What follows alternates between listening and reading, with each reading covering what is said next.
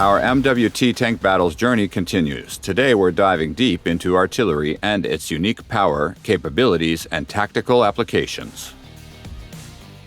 In the game, all artillery vehicles fall into two main types: classic artillery, armed with traditional guns like the M109 or MWT-S, and multiple launch rocket systems, MLRS, such as the Smerch or the M270. There is some overlap in the way they are used in battle, but there are some significant differences as well. For artillery vehicles, the optimal way to engage in combat is to fire from a concealed position. To do that effectively, you have to make heavy use of your drone. It can scout enemy movements, provide target designation, and even highlight targets for guided munitions. When using the drone, extreme caution is advised. It's highly vulnerable to enemy anti-air systems and can be shot down even by a tank machine gun. To avoid losing your eye in the sky, try not to get too close to enemy positions. When firing from concealed positions, it's also very important to consider the terrain. High obstacles like mountains and buildings can serve as reliable cover from enemy fire, but may also get in the way of your own shots. The second way to use artillery is direct fire. In this mode, artillery vehicles with cannons behave similarly to regular tanks.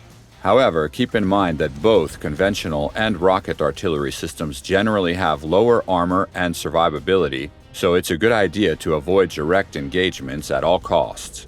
What that means is that direct fire is usually your last resort, either due to the loss of the drone or when the enemy has closed in on you and is ready to strike. Artillery units have access to a wide variety of shells, fragmentations, armor-piercing incendiary heat clusters, and guided munitions. Each type has its own set of characteristics that determine its effectiveness against different targets in different situations. Nonetheless, there are just a few main things that you have to remember.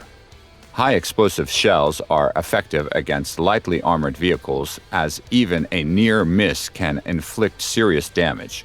There are also guided HE rounds that ensure accurate hits with each shot.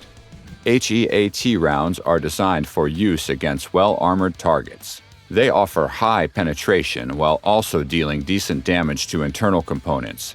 Guided missiles with HEAT warheads allow you to hit vulnerable areas and high-priority targets such as ammo racks with even better accuracy. Cluster munitions are especially interesting. When fired in an arcing path, they release multiple sub-munitions covering a large area. This makes them perfect for taking out groups of enemies. Keep in mind that cluster bombs aren't that effective against heavily armored targets like MBTs. At best, submunitions will damage the enemy's gun and, if you're lucky, penetrate their roof.